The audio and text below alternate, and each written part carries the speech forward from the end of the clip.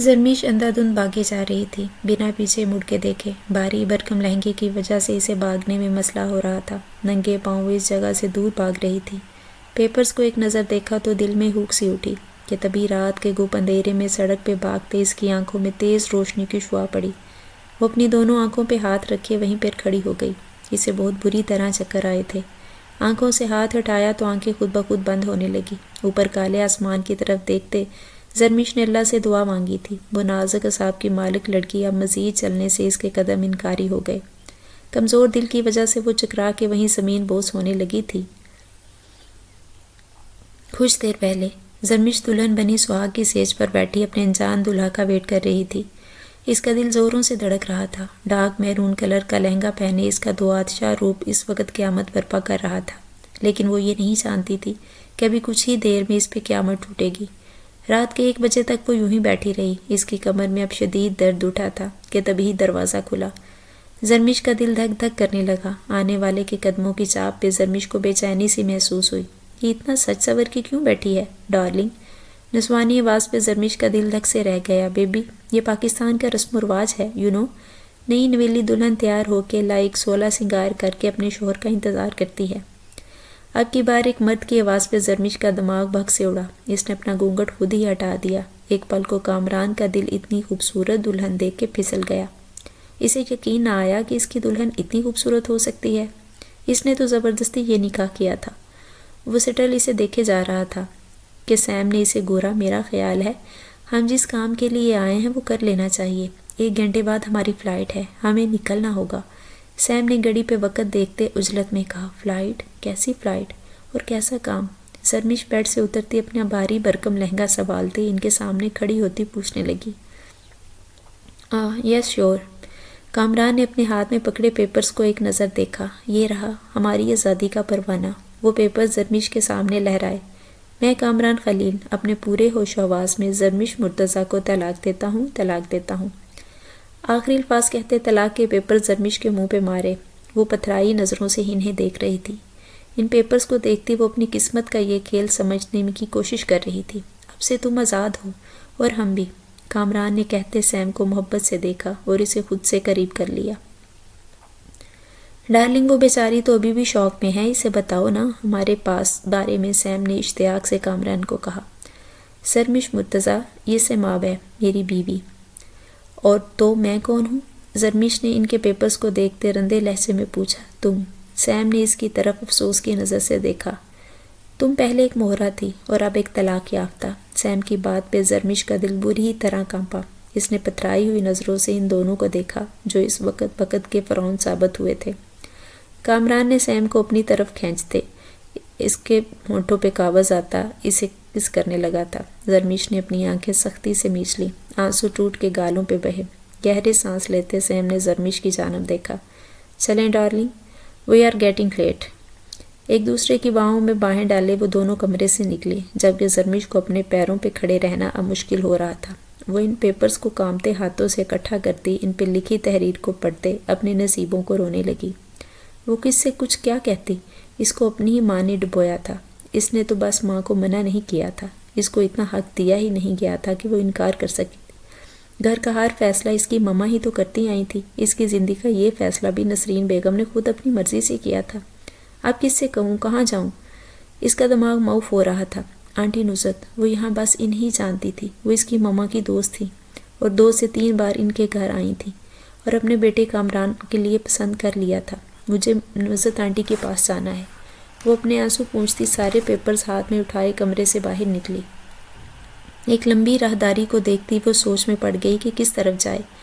ہر سو خاموشی کا راج تھا۔ ایک طرف اندازہ کرتے وہ آگے بڑھی اور اگلے ہی پل وہ ننگے پاؤں بھاگتے ہوئے اس راہداری کو پار کر گئی جہاں پہلے اس پہ پھولوں کی بارش ہوئی تھی۔ وہ پھول ابھی بھی وہیں پہ تھے۔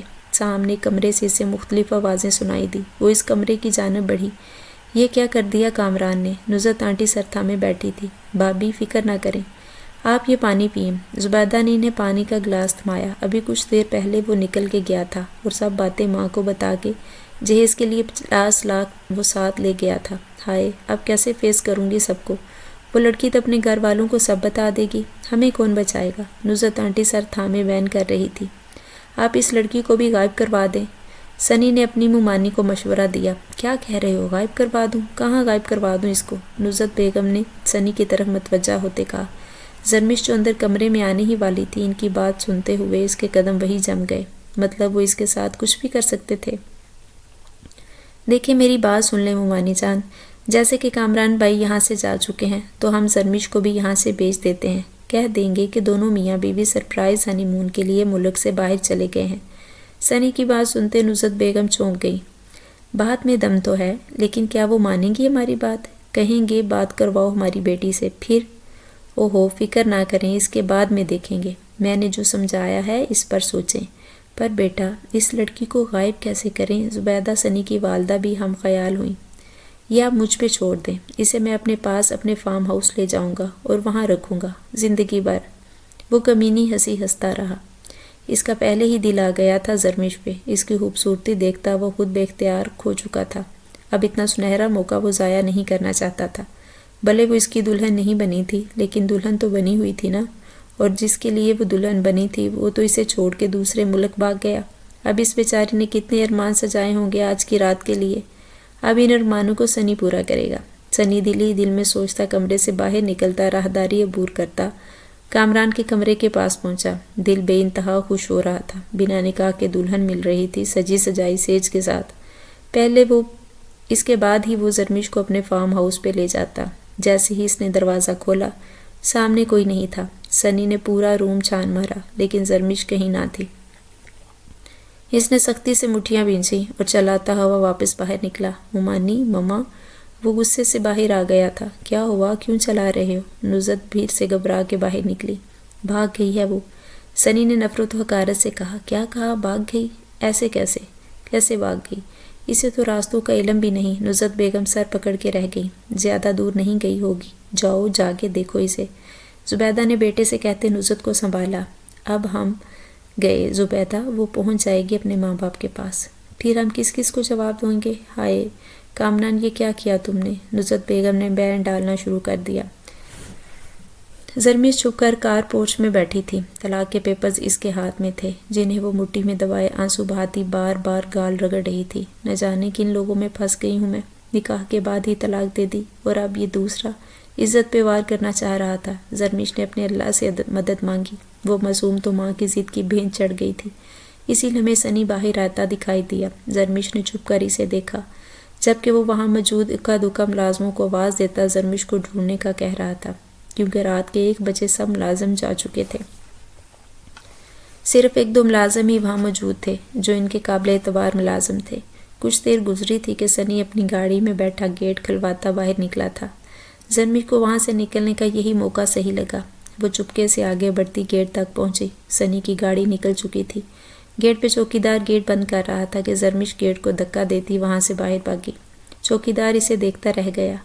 او بی بی جی، کدھر جاتا ہے آدھی رات کو تم؟ چوکیدار اسے پکڑتے روکتے پوچھا۔ پلیز بھیا جانے دو مجھے، ورنہ یہ لوگ مجھے مار ڈالیں گے، وہ روتے بلکتے اس پٹھان چوکیدار سے بولی۔ پر بیٹا آج تو تمہارا یہاں شادی ہوا ہے، پھر تم کیسے جا سکتا ہے؟ چوکیدار اسے سمجھانے لگا۔ اس نے مجھے چھوڑ دیا، وہ چلا گیا ہے، آپ کو اللہ کا واسطہ ہے مجھے جانے دو۔ زرمش نے اس کے آگے ہاتھ جوڑ دیے، پھر کچھ سوچتے جلدی سے اپنے گلے کی چین اسے تھمائی۔ یہ رکھ لو پلیز، مجھے جانے دو۔ چین دیکھتا پٹھان کی آنکھیں چمک اٹھی، لیکن اس کا دل نہ مانا۔ وہ کچھ کہتا کہ اسی پل اندر سے نصرت بیگم کی آوازیں آنی شروع ہوئی۔ زرمش نے ڈرتے ہوئے گیٹ کے اندر دیکھا، وہاں کوئی نہیں تھا، لیکن وہ پھر رکی نہیں۔ اپنا ہاتھ چوکیدار کے ہاتھ سے چھڑاتے وہ بہت تیزی سے بھاگی تھی، جبکہ اندر نصرت بیگم چوکیدار کو آوازیں دیتی کوس رہی تھی کہ فوراً اندر کی طرف بڑھا۔ کیا طریقہ ہے یہ؟ بند کرو گیٹ، اتنی رات کو گیٹ کیوں کھلا ہے؟ نظر چلائی تھی۔ وہ جی سنی بیٹا، چوکیدار منمنایا، بکواس بند کرو اپنی اور بند کرو گیٹ۔ وہ بنا اس کی بات سنے اپنی کہتے وہاں سے مڑی تھی، جبکہ چوکیدار گیٹ بند کرتا اپنے ہاتھ میں اس لڑکی کی چین دیکھنے لگا۔ نفی میں سر ہلاتے وہ افسوس کرنے لگا، یا اللہ اس بچی کی حفاظت فرما، آمین۔ دل ہی دل میں اس لڑکی کو دعا دی۔ اس سے پہلے کہ وہ زمین بوس ہوتی کسی کی باہوں نے اسے گرنے سے بچا لیا۔ وہ پیچھے کی جانب گری تھی لیکن مضبوط ہاتھوں کی پناہ میں آئی تھی۔ اس کا چکراتا سر اسے ہوش و حواس سے بیگانہ کر رہا تھا۔ وہ ہوش میں رہنا چاہتی تھی لیکن وہ اپنے حواس کھو رہی تھی۔ تبھی اسے محسوس ہوا وہ ہواؤں میں ہے۔ اس شخص نے اسے اپنی باہوں میں بھرا تھا۔ وہ نہیں جانتی تھی وہ مسیحا تھا یا لٹیرا، لیکن زرمش کو اپنے اللہ پہ پورا بھروسہ تھا۔ وہ اپنے بندے پہ اتنی ہی آزمائشیں ڈالتا ہے جتنی اس کے اندر سہنے کی طاقت ہوتی ہے۔ اپنی عزت کو اس نے اپنے اللہ کے حوالے کر دیا۔ اسے گاڑی میں بٹھایا تو وہیں زرمش اپنے حواس مکمل طور پہ کھو گئی اور اس کے ہاتھ میں پکڑے وہ پیپرز چھوٹ گئے۔ آریان، اشنا نے بہت ہی چپ چاپ بیٹھے شوہر کو پکارا۔ وہ بھی اپنے 2 سالہ بیٹے کو سلا کے اس کے پاس آ کے بیٹھی تھی۔ وہ گہری سوچ میں گم تھا۔ آج بہت اداسی کا دن تھا نا۔ زرمش کی رخصتی سبھی کو اداس کر گئی تھی۔ اشنا نے اس کے کندھے سے سر ٹکایا۔ مما کا جلد بازی کا فیصلہ مجھے بالکل اچھا نہیں لگا اشنا۔ نہ جانے کیوں انہوں نے اتنی کاموں بن میں زرمش کو رخصت کر دیا، جبکہ مجھے کہا تھا صرف نکاح ہوگا۔ اچانک رخصتی کا پلان بھی بن گیا۔ کسی کو بتانا ضروری نہیں سمجھا، کسی سے مشورہ تک نہیں لیا، یہاں تک کہ بابا کو بھی نہیں پتا تھا۔ وہ بھی اس وقت شوق میں تھے۔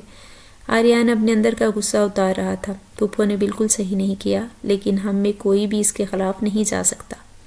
اشنا نے گہرا سانس بھرتے کہا، بس اب اللہ سے دعا کریں ہماری زرمش جہاں رہے خوش رہے ہمیشہ، آمین۔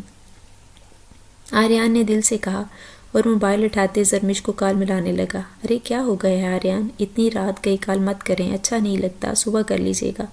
اشنا اسے سمجھاتے اٹھی تھی۔ پتہ نہیں میرا دل کیوں پریشان ہے یار، ایک بار اس کی آواز سن لوں پھر سکون آ جائے گا۔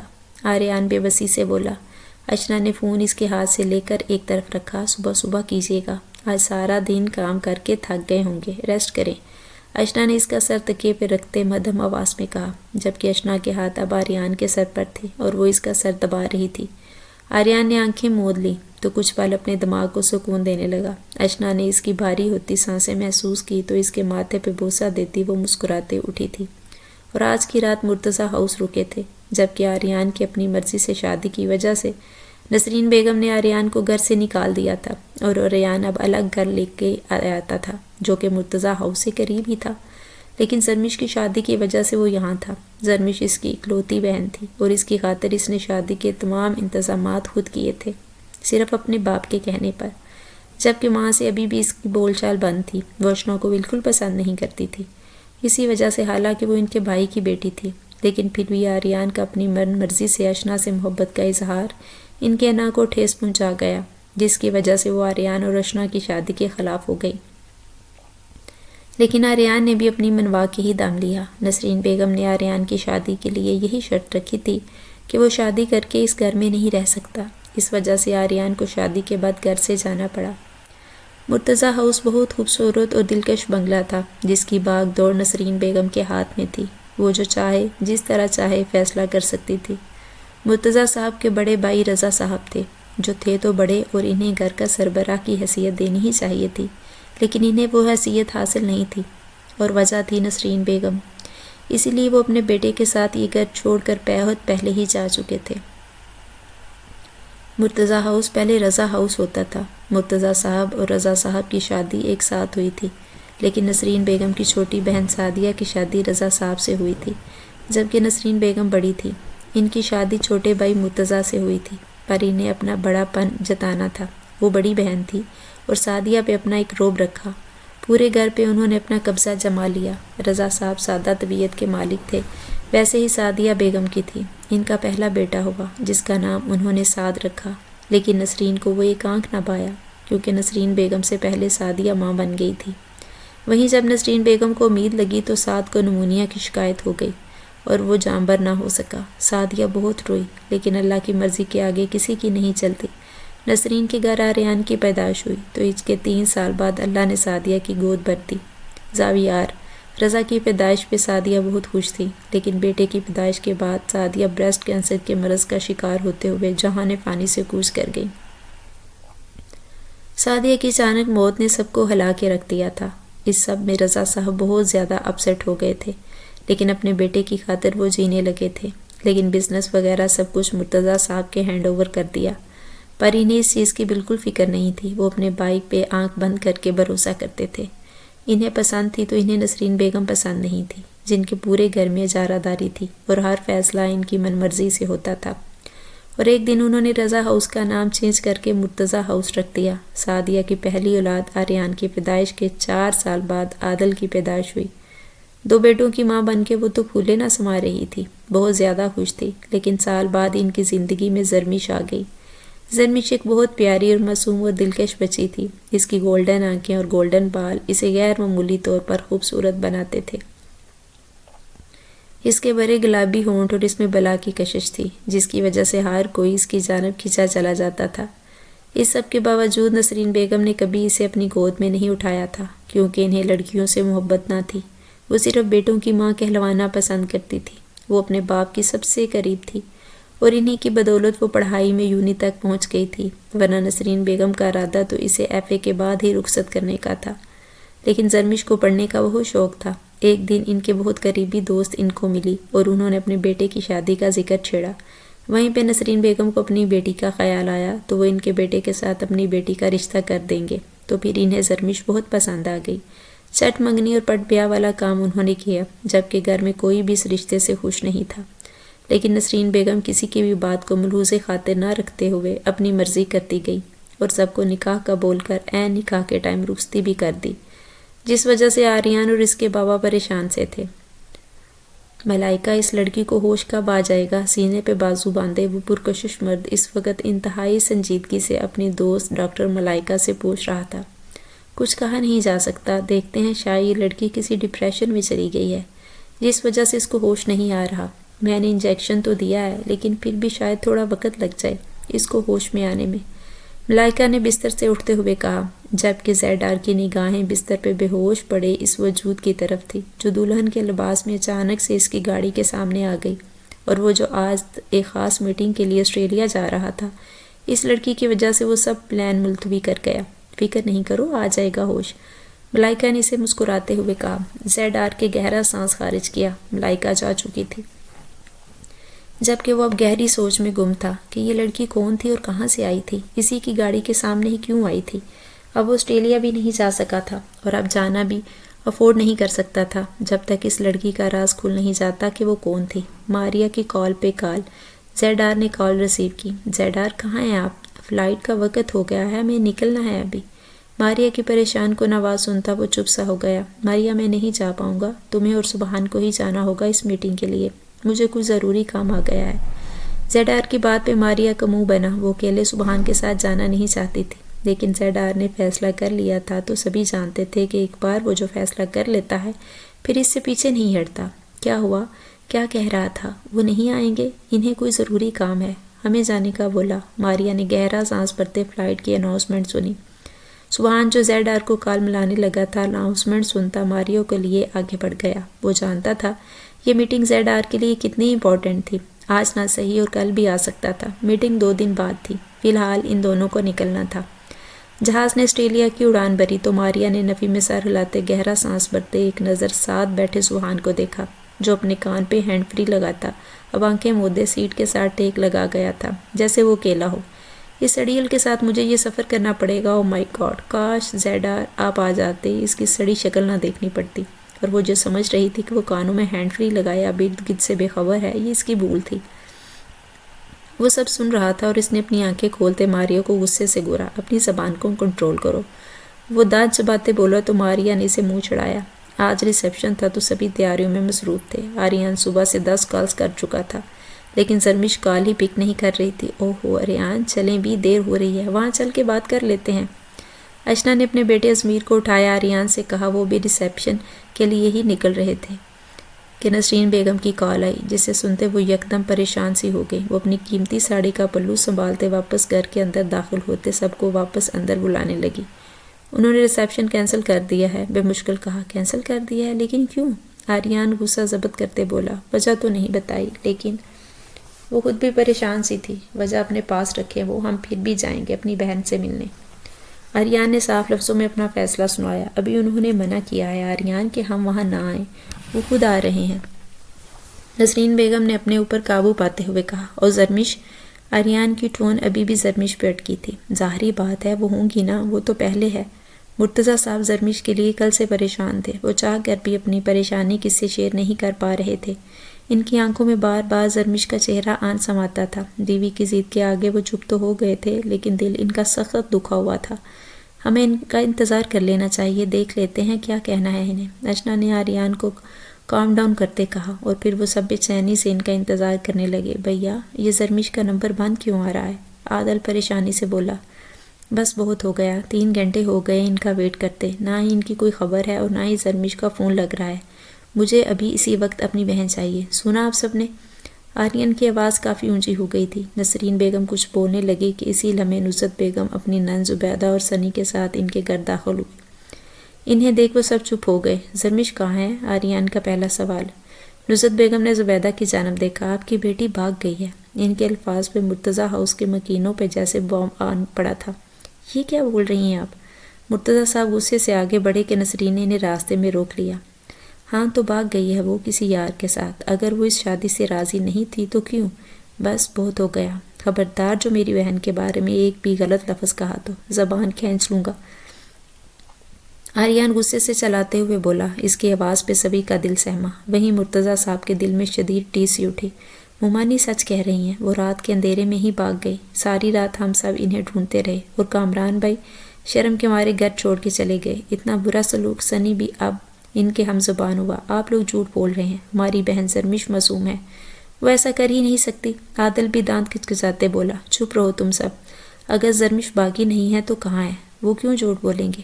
آخر نسرین بیگم نے اپنے غصے سے سب کو چپ کرواتے کہا، جبکہ ان کی بات سنتے مرتضیٰ ہاؤس کے تمام مکین حیرت سے انہیں دیکھنے لگے۔ وہ اپنی بیٹی کے لیے یہ سب کیسے بول سکتی ہیں؟ کیا وہ زرمش کو جانتی نہیں تھی؟ ان کے ہاتھوں میں ان کے سامنے پلی بڑھی تھی۔ اپنی بیٹی پہ اتنا بھروسہ نہیں تھا، لیکن اپنے سامنے کھڑے لوگوں کی بات پہ انہیں یقین آ گیا تھا۔ ناممکن۔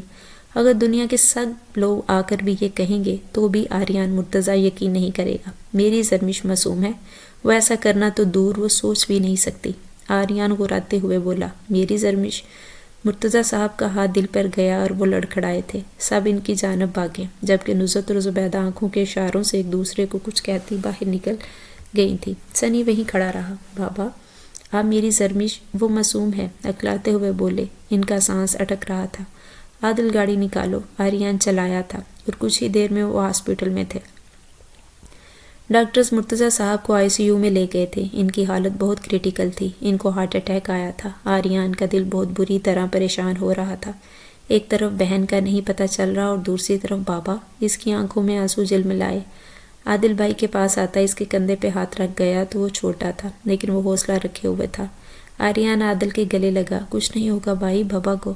عادل خود کو تسلی دے رہا تھا۔ اتنے میں ڈاکٹر باہر آئے تھے۔ آریان اور عادل ان کی طرف دیکھنے لگے۔ کسی کی ہمت نہ ہوئی کہ آگے بڑھ کر پوچھتے، آئی ایم سوری، ہم انہیں نہیں بچا سکے۔ ڈاکٹرز کے الفاظ پہ آریان اور عادل کا تو مانو سانس ہی رک گیا۔ آنسو جو کب سے رکے ہوئے تھے آنکھوں سے بہہ نکلے۔ دونوں بھائی ICU کی جانب بڑھے۔ مرتضیٰ صاحب انہیں چھوڑ گئے تھے۔ دیوار کو تھامے آریان خود پہ بمشکل قابو پاتے ہوئے تھا، جبکہ عادل خود کو نہیں سنبھال پا رہا تھا۔ اتنے میں موبائل پہ کال آنے لگی۔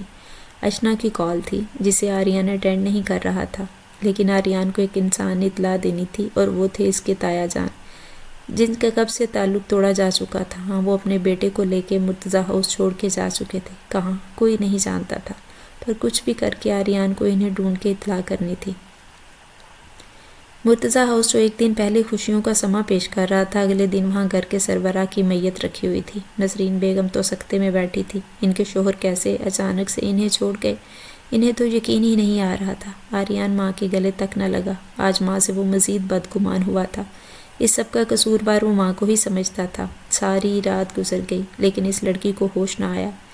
زیڈار وہیں اس کے پاس سنگل صوفے پہ بیٹھا رہا۔ صبح صادق کے وقت اس لڑکی کے وجود میں ہلکی سی جنبش ہوئی۔ وہ کچھ بڑبڑا رہی تھی۔ زیڈار اٹھتا ہوا اس کے قریب آیا۔ زیڈار، اوپن یور آئیز، اس پہ جھکا اور اس کا گال تھپ تھپایا۔ زرمش کی آنکھوں میں کل والے سارے مناظر گھوم رہے تھے۔ اس کو اپنا گرنا یاد آیا تو جھٹ سے آنکھیں کھولی۔ اپنے اوپر کسی غیر مرد کو جھکے دیکھ وہ بری طرح پینک ہوئی۔ اسے پیچھے دھکیلتی خود بیڈ کے کونے سے جا لگی۔ اس کی آنکھوں میں خوف تھا۔ زیڈار کو غصہ آیا، لیکن وہ اپنا غصہ کنٹرول کر گیا۔ اسے بہت شدید غصہ آتا تھا اور اس غصے میں وہ کچھ بھی کر جاتا تھا۔ اس کے لیے اس کا پراپر علاج ہو رہا تھا۔ اس کی کونسلنگ ہوتی تھی، جس میں اسے اپنے غصے کو قابو میں رکھنے کا ہر طریقہ بتایا جاتا تھا۔ اس وقت بھی وہ بمشکل خود پر کنٹرول کر پایا۔ کون ہو تم اور کہاں سے آئی ہو؟ میری گاڑی کے سامنے آنے کا مقصد سچ سچ بتاؤ، کس نے بھیجا ہے تمہیں؟ کس کے لیے کام کرتی ہو؟ زیڈار نے اس سے ان گنت سوال کر ڈالے۔ وہ بس منہ دیکھتی رہ گئی۔ بولی تو بس اتنا کہ مجھے گھر جانا ہے۔ ڈیم اٹ، جو پوچھا ہے وہ بتاؤ، زیڈار دان چباتے غصے سے بولا۔ تو زرمش بری طرح رو پڑی۔ زیڈار کو غصہ پھر سے ضبط کرنا پڑا۔ پلیز مجھے گھر بھیج دیں، میرے بابا کے پاس، مجھے ان کے پاس جانا ہے۔ گھٹنوں کے گرد بازو لپیٹتے ہوئے ہچکیوں سے روتے بولی، ٹھیک ہے، میں خود تمہیں گھر چھوڑ کے آؤں گا، اپنا نام بتاؤ۔ زرمش۔ ایک پل کو زیڈار کے دماغ میں کوئی لڑکی آن سمائی۔ نہیں، یہ وہ نہیں ہو سکتی۔ فوراً سر جھٹکا۔ اور تمہارے بابا؟ مرتضیٰ۔ اب شک کی کوئی گنجائش نہ بچی تھی۔ دلہن کے لباس میں بیڑی گاڑی کے آگے کیوں آئی؟ زیڈار کے ماتھے پہ بے شمار بل پڑے۔ شادی تھی میری کل، وہ روتے ہوئے بولی۔ زیڈار کے دل کو کچھ ہوا۔ سامنے بیٹھی لڑکی کسی اور کی تھی۔ دل نہ جانے کیوں برا ہوا تھا۔ اپنے آنسو پونچھتے وہ بیڈ سے نیچے اترتے زیڈار کے مقابل آئی۔ اب وہ خود پہ کافی حد تک قابو پا چکی تھی۔ آپ پلیز مجھے میرے بابا کے پاس چھوڑ آئیں، پلیز۔ وہ ہاتھ جوڑ رہی تھی کہ تبھی اس کی نظر پیچھے دیوار پہ لگی ایک تصویر پہ جا ٹھہری۔ بڑے بابا؟ زرمش کے لبوں پہ ادا ہونے والا لفظ زیڈار نے بخوبی سنا تھا۔ آپ بڑے بابا ہیں؟ وہ تو… زرمش نے حیران نظروں سے اسے دیکھتے تصویر کی طرف اشارہ کیا۔ زاویار رضا۔ زیڈار نے اپنا نام اسے بتایا تو اگلے ہی پل اس کے چہرے پہ خوشی کی لہر دوڑ گئی۔ اس کی آنکھوں میں آنسوؤں نے جگہ بنائی، لیکن اس کا دل یکدم مطمئن ہو گیا کہ وہ محفوظ ہاتھوں میں ہے۔ آگے بڑھتی وہ بے اختیار ہی زاویار کے سینے سے جا لگی۔ زاویار ایک دم اپنی جگہ سے ہلا اور پیچھے ٹیبل سے جا لگا۔ اس نے اتنی زور سے زاویار کو بینچا کہ زاویار کو اس کی بے اختیاری حیرت میں ڈال گئی۔ وہ اس کے گرد بازو باندھے اس کے سینے سے لگی شاید اپنا غم بھلا رہی تھی۔ زاویار بھیا، وہ مجھے کامران نے طلاق فقط دے دی پہلی رات۔ وہ اپنی بیوی کے ساتھ روم میں آیا اور روتے ہوئے زرمش نے بات ادھوری چھوڑ دی۔ کیا کیا اس نے؟ زاویار کا دل کسی سوکھے پتے کی مانند لرزا۔ وہ کچھ بھی غلط نہیں سننا چاہتا تھا۔ وہ مجھے چھوڑ کے اپنی اصل والی بیوی کے ساتھ چلا گیا۔ روتے ہوئے اسے بات بتائی۔ رونا بند کرو زرمش۔ زاویار کو اس کے آنسو اب تکلیف دے رہے تھے۔ اس کی آنکھوں کے سامنے وہی 5 سالہ زرمش آئی تھی جس کے آنسو وہ بچپن میں بھی نہیں دیکھ پاتا تھا، لیکن صرف نسرین بیگم کی وجہ سے ان دونوں باپ بیٹا کو گھر چھوڑنا پڑا۔ وہ آج بھی سخت نفرت کرتا تھا ان سے۔ وہ اس کا کزن، وہ مجھے قید کرنا چاہتا تھا اپنے فارم ہاؤس پہ۔ میں نے ان کی ساری باتیں سن لی۔ زرمش پھر رو دی۔ زاویار نے دھیرے سے اس کے آنسو پوچھے۔ وہ سب ایک دوسرے سے ملے ہوئے ہیں۔ زاویار بھائی پلیز آپ مجھے بابا کے پاس لے جائیں، پلیز، وہ ریکویسٹ کر رہی تھی۔ ٹھیک ہے، لے جاؤں گا، لیکن تم پہلے رونا بند کرو۔ زاویار نے اسے پیار سے کہتے بستر پہ بٹھایا۔ اس کے لیے کھانے پینے کا بندوبست کرتے کمرے سے باہر نکلا اور اپنے بابا کو کال ملائی۔ وہ آؤٹ آف کنٹری تھے، لیکن زاویار کی بات سنتے وہ بہت متفکر ہوئے۔ پھر انہی کے کہنے پہ زاویار زرمش کو لیے مرتضیٰ ہاؤس جانے پہ راضی ہوا۔ زبردستی زرمش کو دھمکی دے کے ناشتہ کروایا۔ تم کپڑے چینج کر لو۔ زاویار نے اس کے حسین سراپے سے نگاہیں چراتے کہا۔ نہیں پلیز، مجھے بس گھر جانا ہے، پلیز لے جائیں۔ وہ من منائی مجبوراً زاویار اس کی بات مانتے اسے اپنی شال اڑا گیا۔ زرمش ایک پل کو سیٹل ہوتی اسے دیکھتی رہ گئی، جو بنا کچھ کہے بھی بہت کچھ کہہ گیا تھا۔ وہ اسے لیے باہر نکلا، گاڑی میں بٹھایا۔ اب ان کا رخ مرتضیٰ ہاؤس کی جانب تھا، جہاں ان کے لیے ایک بہت بڑی قیامت انتظار کر رہی تھی۔ گاڑی مرتضیٰ ہاؤس کے قریب ہی زاویار نے روک دی۔ وہاں کافی لوگوں کا جمگھٹا لگا ہوا تھا۔ زاویار کی نظر انداز کرتے زرمش کی طرف دیکھا، جو آنسو پونچھتے اپنے گھر کے گیٹ کو دیکھ رہی تھی اور جٹ سے نیچے اترتے اپنے گھر والوں کی طرف پیش قدمی کرتے بھاگی گئی۔ زاویار گاڑی میں بیٹھا اسے جاتے دیکھ رہا تھا اور گھر کی دہلیز عبور کرتی اندر داخل ہوئی تو زاویار نے گاڑی سٹارٹ کرتے واپس موڑی کہ اس کے کانوں میں جو الفاظ ٹکرائے وہ اس کو ایک پل کو ساکت کر کے۔ بہت اچھے آدمی تھے مرتضیٰ صاحب۔ ایک منٹ بات سنیں۔ زاویار نے انہیں روکا۔ یہ لوگوں کا ہجوم کیوں ہے یہاں؟ ارے مرتضیٰ صاحب کی ڈیتھ ہو گئی ہے بیچارے، ہارٹ اٹیک آیا اور وہ بھی نہ جانے کیا بولے جا رہا تھا، لیکن وہ اپنے چھوٹے بابا کی ڈیتھ کا سن کر نہ رہ سکا اور دل کھینچا اس طرف ہمکنے لگا۔ آنکھوں سے آنسو بہنے کو تیار تھے۔ جیسے ہی وہ اندر داخل ہوا، سامنے لوگوں کا ہجوم دیکھ کر وہ الجھی تھی۔ یک بارگی سب کی نگاہیں اس پر اٹھیں اور زرمش کی نگاہ اپنے بابا کی میت پر جا ٹھہری۔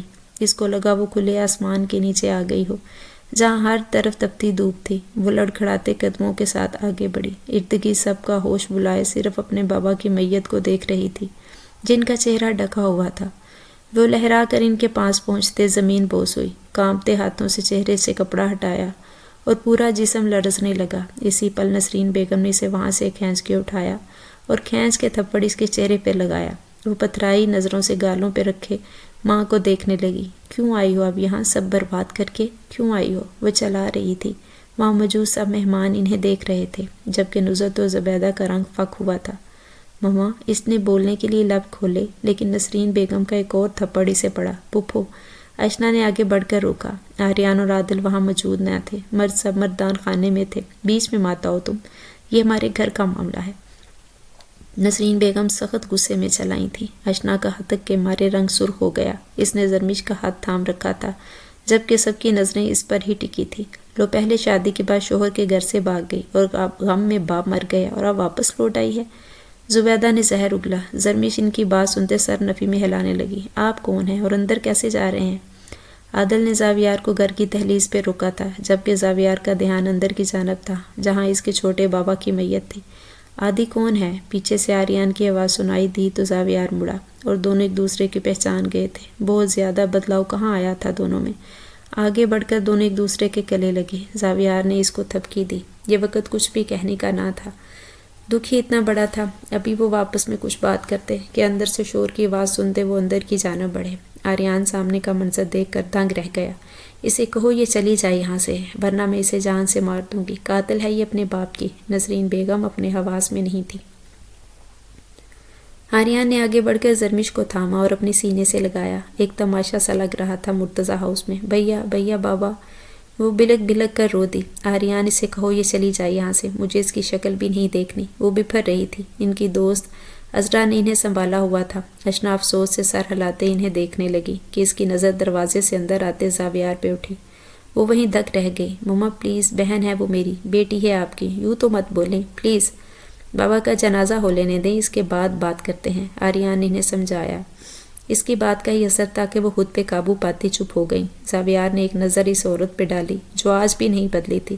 کلمہ شہادت کی آواز پہ سبھی ایک بار پھر اشکبار ہوئے۔ جنازہ گھر کی دہلیز کے پار لے جاتے نسرین بیگم روتے ہوئے دہلیز تک چلی گئی، جبکہ زرمش وہیں زمین پر گر گئی۔ اشنا نے آگے بڑھ کر اسے تھاما۔ زرمش کا دکھ وہ سمجھ رہی تھی۔ اسے اپنے ساتھ لگائے وہ خود بھی رو دی۔ مہمانوں کو بہت ساری باتیں کرنے کو مل گئی تھیں، لیکن بڑے لوگوں کے بارے میں کچھ بھی بولنا ان پہ بھاری پڑ سکتا تھا، اس لیے سبھی احتیاط برت رہے تھے۔ نسرین بیگم دوست کے ہمراہ گھر کے اندرونی حصے کی جانب بڑھ گئیں۔ انہوں نے بیٹی کو ایک نظر بھی نہ دیکھا۔ کتنی دیر وہ یوں ہی بیٹھی رہی۔ اشنا اس کے پاس آئی۔ زرمش اٹھو، اندر چلو۔ وہ کب سے ساکت دروازے کو دیکھ رہی تھی جہاں سے اس کے باپ کی میت گئی تھی۔ وہ ابھی تک شادی کے جوڑے میں تھی۔ اس پہ اس نے سفید شال لے رکھی تھی جو مردانہ شال تھی۔ زرمش اٹھو، اشنا نے اسے اٹھانا چاہا۔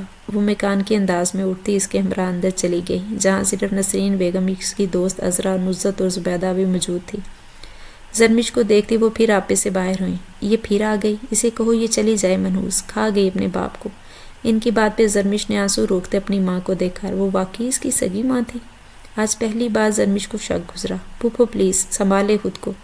اشنا نے انہیں ٹھنڈا کرنا چاہا۔ دور رہو تم بھی مجھ سے، تم سب ایک جیسے ہو، نافرمان، کسی کی ضرورت نہیں مجھے، چلے جاؤ سب یہاں سے۔ وہ روتے ہوئے چلائیں۔ مما، مما پلیز میری بات سنیں، میں نے کچھ نہیں کیا۔ وہ ان کے گھٹنوں میں بیٹھی تھی۔ وہ باپ کو کھو چکی تھی، اب ماں کو نہیں کھو سکتی تھی۔ مجھے کچھ نہیں سننا، دفع ہو جاؤ یہاں سے۔ انہوں نے اسے پرے دھکیلا اور اٹھ کھڑی ہوئی۔ مما آپ کو سننا ہوگا پلیز۔ وہ ان کے پاس جاتے پھر تیزی سے بولی۔ نسرین بیگم نے مڑتے ہوئے اسے زور کا دھکا دیا کہ وہ دروازے کی طرف جا گری۔ آریان نے اسے اندر آتے تھاما۔ بھیا، مما دیکھو، یہ لڑکی رخصتی والی رات ہی گھر سے بھاگ گئی، اب باپ کے مرنے کا سن کے واپس آ گئی ہے تو کوئی بات نہیں، ہم اسے رکھ لیں گے۔ آخر ہماری عزت کے ساتھ آپ کی عزت کا بھی تو سوال ہے۔ فی الحال کوئی اتنا نہیں جانتا تھا، باہر ڈکی بھی جا سکتی تھی۔ کامران کو میں سمجھا لوں گی، تم بس اسے راضی کر کے ہمارے ساتھ بھیج دو۔ نصرت نے اپنا تیر نسرین بیگم کی طرف پھینکا۔ زرمش تو دنگ رہ گئی۔ یہ غلط کہہ رہی ہیں بھیا، ان کا بیٹا مجھے طلاق دے چکا ہے۔ زرمش چلائی تھی۔ اس کی بات پہ نسرین بیگم نے اسے غصے سے دیکھا۔ بہت کر لی بکواس تم نے، اب کچھ نہیں سننا۔ نصرت اپنی بہو کو لے جاؤ یہاں سے۔ نسرین بیگم نے زرمش کا ہاتھ تھامے نصرت کی طرف پھینکا، جن کے چہرے پہ شیطانی مسکان سجی تھی۔ مما، آریان تڑپا تھا۔ بس آریان، میں نے فیصلہ کر لیا ہے، یہ یہاں نہیں رہے گی، اور ان لوگوں کی اچھائی ہے جو ایک باغی لڑکی کو پھر سے واپس لے کر جا رہے ہیں۔ مجھے اس میں اب کوئی بات آپ نہیں بدلی، بالکل بھی۔ زاویار کی بات پہ نسرین بیگم کی نگاہ اب زاویار کی جانب اٹھی۔ وہ دروازے کے ساتھ ٹیک لگائے کب سے ان کا تماشا دیکھ رہا تھا۔ آپ ایک قدم آگے چلتا اندر آیا اور نسرین بیگم کے بالکل سامنے آن کھڑا ہوا۔ وہ غصہ، وہی اکڑ، وہی غرور، کچھ بھی نہیں بدلا آپ میں۔ مسز نسرین مرتضیٰ، زاویار نے ایک لفظ چباتے بولا۔ زاویار بھائی پلیز، ماما ہے وہ۔ آریان کو زاویار کا انداز برا لگا تھا۔ زاویار نے ایک نظر آریان کو دیکھا اور وہ پیپرز اس کے ہاتھ میں تھمائے جو زرمش کے ہاتھ سے اس کی گاڑی میں گرے تھے۔ یہ طلاق کے پیپرز ہیں، تمہاری بہن سچ بول رہی ہے، رات کو اپنی جان بچاتے بھاگتے میری گاڑی سے ٹکرائی تھی۔ زاویار کی بات پہ سبھی دنگ رہ گئے۔ آریان نے وہ پیپرز دیکھے، واقعی زرمش کو کامران نے طلاق دے دی تھی۔ ماما یہ سچ ہے، آریان دکھ سے بولتے بہن کو گلے لگا گیا اور ایک بار پھر سے رو دی۔ نصرت چھوٹا سا منہ لیے پیچھے ہٹی، لیکن زبیدہ چپ نہ رہی۔ ارے جھوٹے ہیں یہ کاغذ، اسی شخص کے ساتھ بھاگی تھی یہ لڑکی، ضرور ان کی سازش، آپ ایک عورت ہیں اسی لیے لحاظ کر رہا ہوں، ورنہ آپ کے الفاظ پہ زبان کھینچ لیتا۔ زاویر انتہائی غصے کے عالم میں بولا تو آریان نے اس کے کندھے پہ ہاتھ رکھے روکا۔ 1 منٹ سے پہلے آپ لوگ یہاں سے چلے جائیں، باقی کامران نے یہ کیوں کیا اس کا جواب وہ خود دے گا، آپ اب پولیس کا انتظار کریں۔ آریان سخت لہجے میں بولا تو وہ منہ جھکائے وہاں سے نکل گئی۔ نسرین بیگم وہیں اپنی جگہ ڈھہ گئی۔ یہ سب کیا ہو گیا تھا ان کی بیٹی کو؟ طلاق ہو گئی؟ ان کا دل یقین نہیں کر پا رہا تھا۔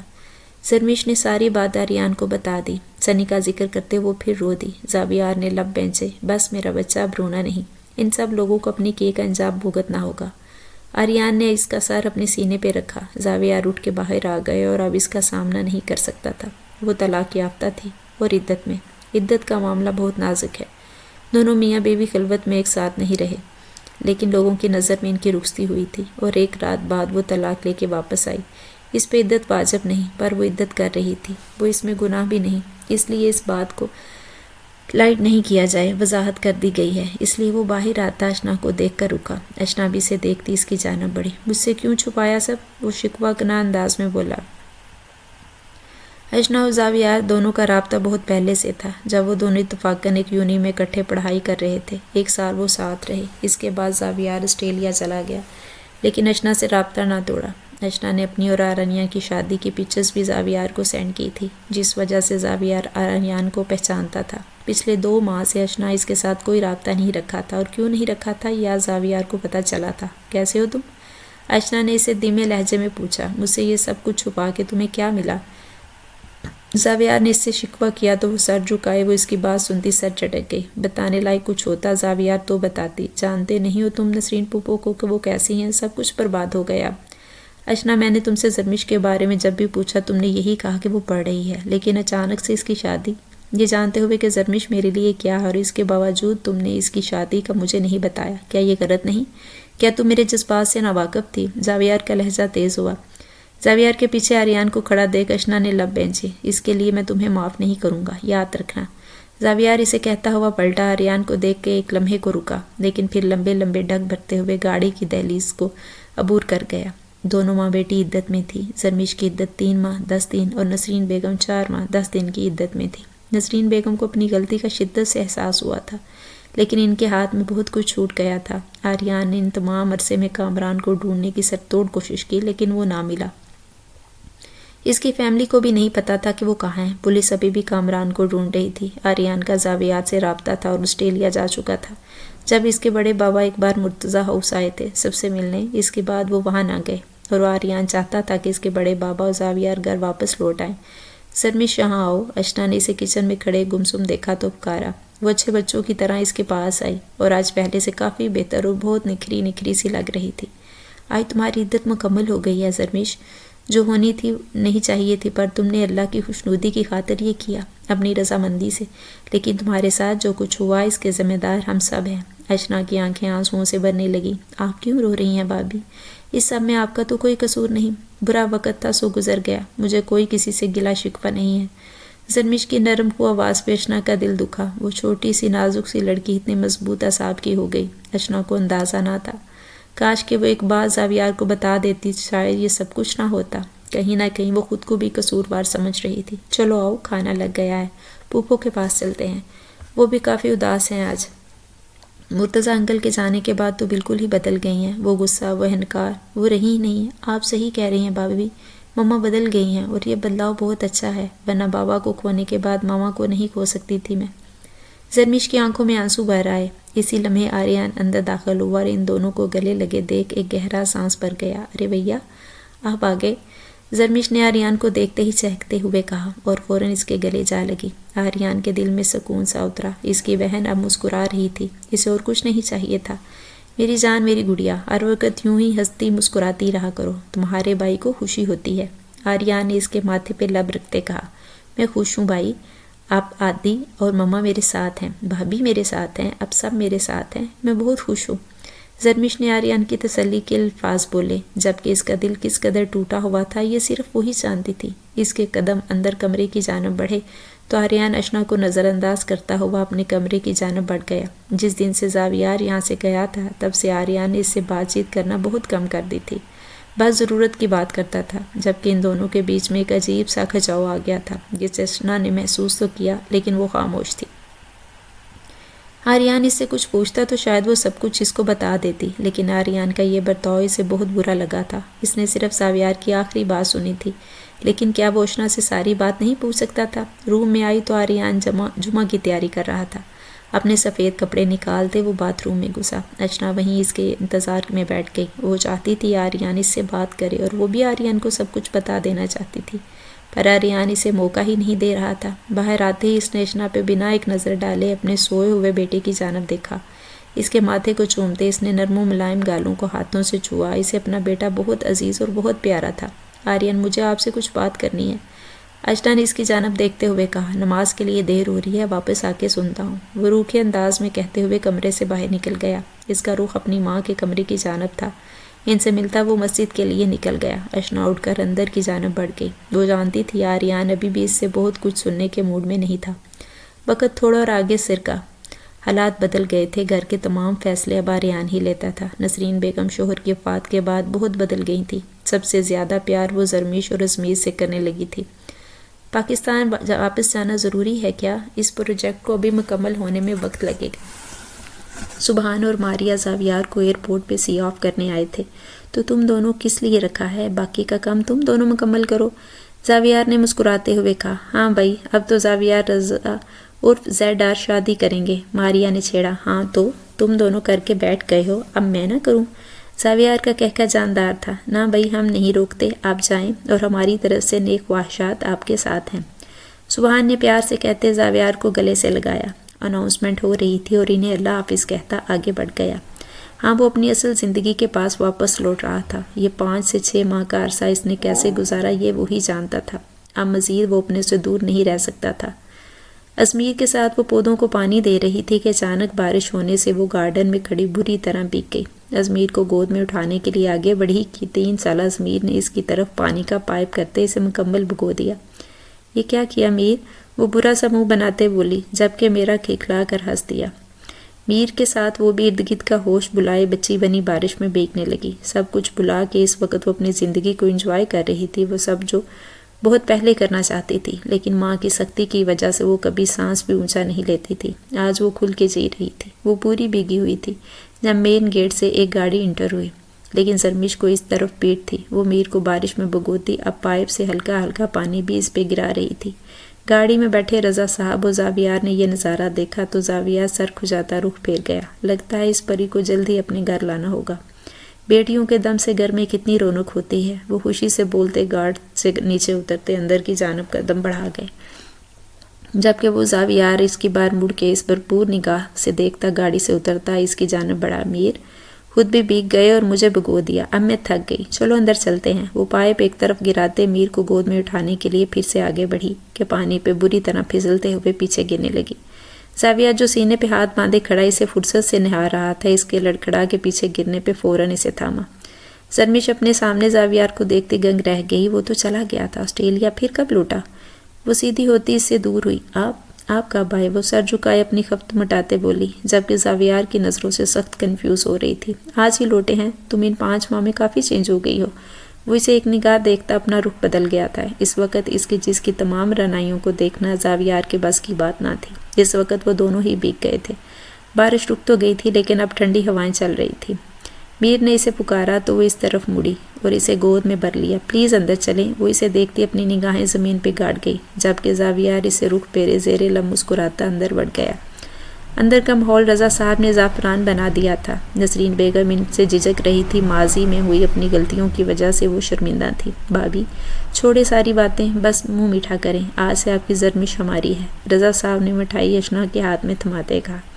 اشنا نے مسکراتے ہوئے مٹھائی کا ڈبہ پکڑا۔ بھائی صاحب آپ جانتے ہیں زرمش کی پہلے شادی، کچھ مت کہیں بھابھی، سمجھ لے وہ وقت آیا ہی نہیں تھا۔ ہماری زرمش کل بھی معصوم تھی، آج بھی معصوم ہے۔ زرمش کو اشنا باہر لے آئی۔ زاویار نے ایک نگاہ اس پہ ڈالی، اس کا ڈریس چینج تھا، سر پہ اچھے سے دوپٹہ اوڑھے وہ سیدھا زاویار کے دل میں اتر رہی تھی۔ نسرین بیگم نے آریان کی طرف دیکھتے اس کا ہاتھ تھاما۔ میں نے اپنے بیٹے کا بہت دل دکھایا ہے، مجھے معاف کر دینا بیٹا۔ زرمش کے لیے پہلے میں اکیلے فیصلہ لے کے بہت پچھتائی ہوں، لیکن اس بار میں چاہتی ہوں آپ سب اس میں شامل ہو، خاص طور پہ زرمش کی مرضی میرے لیے بہت اہم ہے۔ انہوں نے پیار بھری نگاہ سے زرمش کو دیکھا جو رضا کے ایک طرف صوفے پہ سر جھکائے بیٹھی تھی۔ مما آپ کا آج کا یہ فیصلہ ہم سب کو دل و جان سے قبول ہے۔ آریان نے ماں کا ماتھا چوما۔ اگر آپ کی اجازت ہو تو زاویار زرمش کو اپنے نام کی انگوٹھی پہنا دے۔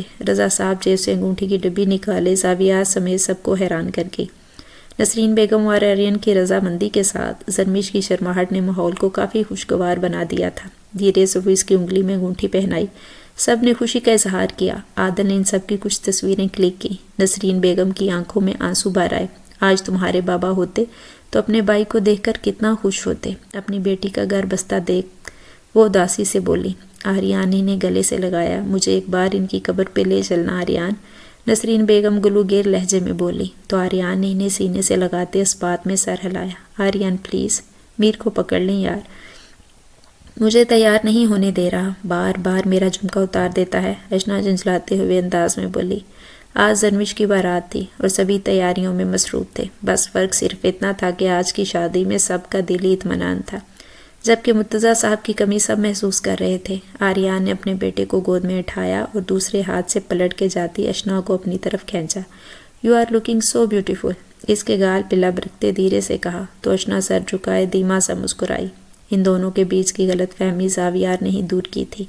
آریان کو دکھ تھا کہ اشنا یہ بات اس سے چھپائی کہ وہ زاویار سے رابطے میں ہے، اور اشنا نے خود کو کلیئر کر کے معافی مانگی کہ وہ پھپھو کی وجہ سے نہ بتا پائی۔ زاویار نے ان کی صلح کروائی۔ ویسے بھی اتنے دن بات چیت بند کر کے آریان سے اچھی خاصی سزا دے چکا تھا، کتنی بار اسے روتا بھی دیکھ چکا تھا، اب مزید تکلیف نہ دے سکا۔ میں تیار ہو جاؤں؟ آریان کا رومانس کا موڈ آن ہوتا دیکھ وہ آن سے ہوتے ہوئے بولی۔ پہلا بیٹا تنگ کرتا ہے اب باپ، ٹھیک ہے لیکن رات کو کوئی بہانہ نہیں چلے گا، وہ میری فیورٹ نائٹی۔ اچھا آستہ بولیں آریان، وہ چپ گئی جبکہ وہ الٹی میٹم دیتا ازمیر کو لیے باہر نکل گیا۔ آج ایک بار پھر وہ دلہن بنی زاویار رضا کے نام کی سیج پہ بیٹھی تھی۔ دل 120 کی رفتار سے دھڑک رہا تھا۔ دروازہ کھلا، زاویار اندر داخل ہوا، اس کے ہاتھ میں زرمش کے لیے گجرے تھے۔ زرمش نے پلکیں اٹھائے، اس خوبصورت انسان کو دیکھا جو نہ صرف خود خوبصورت تھا بلکہ اس کا دل بھی بہت خوبصورت تھا۔ بہت پیاری اور معصوم لگ رہی ہو میری جان۔ زاویار نے اسے گجرے پہنائے، اس کے ماتھے پہ اپنے سلگتے لب رکھے۔ زرمش نے کمتی پلکوں سے اسے دیکھا اور اگلے ہی پل اس کی آنکھوں میں خمار کی لالی دیکھتے وہ پلکیں جھکا گئے۔ زاویار اس کی نازکی دیکھتا مسکرایا۔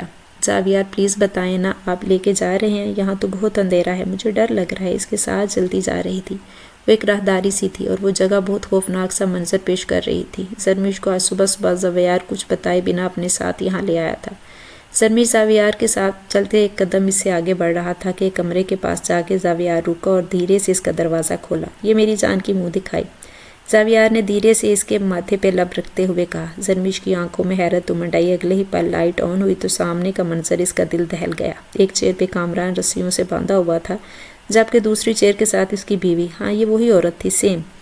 زرمش کو سب یاد آ گیا۔ یہ یہاں پہ کیسے آئے؟ زرمش کو کچھ سمجھ نہیں آ رہا تھا، حیرت سے کچھ بھی کہنا مشکل ہو رہا تھا۔ یہ دونوں میری کمپنی میں کام کرتے تھے اور جب تم اس رات مجھ سے ٹکرائی تو یہ میری کمپنی کے لیے ہی فلائٹ پکڑنے والے تھے، آسٹریلیا کے لیے۔ بس تلاش شروع کی تھی۔ یہ دونوں بہروپیے مجھے اپنی ہی کمپنی میں مل گئے، لیکن یہ نہیں جانتے تھے کہ میں کون ہوں۔ وہی بتایا ان کو کہ میں کون ہوں۔ زاویار نے ان کی طرح نفرت و حقارت سے دیکھتے ہوئے کہا، پلیز زاویار ان کو چھوڑ دے۔ میں نے ان کو معاف کیا اور ان کی حالت دیکھتی روندے ہوئے لہجے میں بولی، تم ان کو معاف کر سکتی ہو لیکن میں ان کو نہیں کر سکتا۔ زاویار کا لہجہ تیز ہوا۔ وہ غصے کا ایسا ہی تھا، ایک بار غصہ آ جاتا تو خود پہ کنٹرول کھو دیتا تھا۔ زرمش پریشان سی ہو گئی۔ زاویار میں اپنی نئی زندگی میں پرانی کوئی بھی یاد لے کر نہیں جانا چاہتی۔ میری خاطر، اللہ کی خاطر، اس کے رسول کی خاطر ان کو معاف کر دیں، کیونکہ بدلہ لینے والے سے معاف کرنے والا افضل ہے۔ مجھے آپ مل گئے، مجھے اور کچھ بھی نہیں چاہیے۔ زرمش نے اس کے چہرے کو اپنے دونوں ہاتھوں کے پیالے میں لیتے ایک لفظ بہت محبت اور مان بھرے لہجے میں کہا اور دھیرے سے اپنے لب اس کے ماتھے پر رکھے۔ زاویار کا غصہ یکدم شانت ہوا۔ میں تمہیں اس لیے نہیں یہاں لایا تھا کہ تم ان کی وکیل بن جاؤ، زاویار نے خفگی سے کہا۔ میں کسی کی وکیل نہیں بن رہی، مجھے صرف اور صرف زاویار چاہیے، بس۔ وہ مسکرائے۔ میری جان، زاویار رضا صرف اپنی زرمش کا ہے اور ہمیشہ اسی کا ہی رہے گا، اور آج باقی ریسیپشن کے بعد رات کو مزید ڈیٹیل میں بتاؤں گا کہ میں کتنا تمہارا اور تم کتنی میری۔ زاویار نے اس کی کمر کے پیچھے بازو حمائل کرتے ہوئے اسے خود سے قریب کیا تو زرمش شرما کر نظریں جھکا گئی۔ ان دونوں کی مسکراہٹ حقیقی تھی، اور زرمش زاویار کو دیکھ کر آج اس بات کو سوچنے لگی کہ اللہ نے فرمایا پاک مردوں کے لیے پاک عورتیں اور ناپاک مردوں کے لیے ناپاک عورتیں، تو اسے زاویار رضا جیسا ہی مرد ملنا تھا، نہ کہ کامران جیسا۔